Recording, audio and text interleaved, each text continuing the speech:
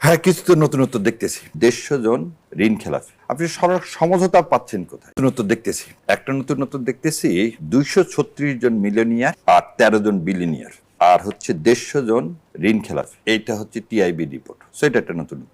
দ্বিতীয়টা, আমি তুষার ভাইয়ের সাথে একদম সম্পূর্ণ একমত হয়ে একটু অ্যাড করতে চাই। সাবেক অর্থমন্ত্রী যখন বলছিলেন ঘুষকে হালাল করছিলেন স্পিড মানি বলে, এবং সেটা নিয়ে কিন্তু ব্যাপক সমালোচনা হয়েছিল, কিন্তু সমাধান হয়নি। ওই স্পিড মানির জন্যই কিন্তু বেগম পাড়া কি হয়েছে, তৈরি হয়েছিল। আজকে সড়কে সমঝোতার ভিত্তিতে টাকা নেওয়া চাঁদা নয়, আবার বলছি, সড়কে সমঝোতার ভিত্তিতে টাকা নেওয়া চাঁদা নয়। আপনি সড়ক সমঝোতা পাচ্ছেন কোথায়? সড়ক তৈরি করার জন্য আপনাকে দুইটা ট্যাক্স দিতে হয়। একটা হচ্ছে কি, আমি যার যার গাড়ি আছে তারা একটা ট্যাক্স দেয়, রোড ট্যাক্স বলা হয়। আমি রোড ইউজ করি, সেজন্য সরকারকে আমি ট্যাক্স দিব, সেটা রোড ট্যাক্স। আর একটা ট্যাক্স দেওয়া হয় মিউনিসিপ্যাল কর্পোরেশনকে, আমরা একটা ট্যাক্স দিই, বা সিটি কর্পোরেশনকে ট্যাক্স। আপনি ট্যাক্সের বাইরে, এবং বলা আছে কনস্টিটিউশনে ট্যাক্স ইম্পোজ করার একমাত্র মালিক হচ্ছে কে? সংসদ। এই সংসদের বাইরে আপনি যখন বলবেন সমঝোতার ভিত্তিতে টাকা নেওয়া, মানে এই যে কি বলবো, যে আউটসাইড যে কোনো কিছু যদি আপনি কম্প্রোমাইজ করে নেন, তাহলে সেটা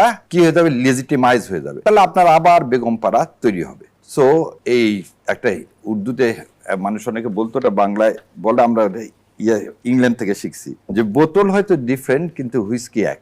সো আপনার এই যে ভিতরের যে জিনিসটা সেটা একই যদি থাকে, তাহলে তো জুলাই সনদ বলেন, আমাদের গণ অভ্যুত্থান বলেন, আমাদের বিপ্লব বলেন, আমাদের নতুন বাংলাদেশ গড়ার যে প্রত্যয় বলেন, সবকিছুই কিন্তু ভুলণ্ঠিত হলো।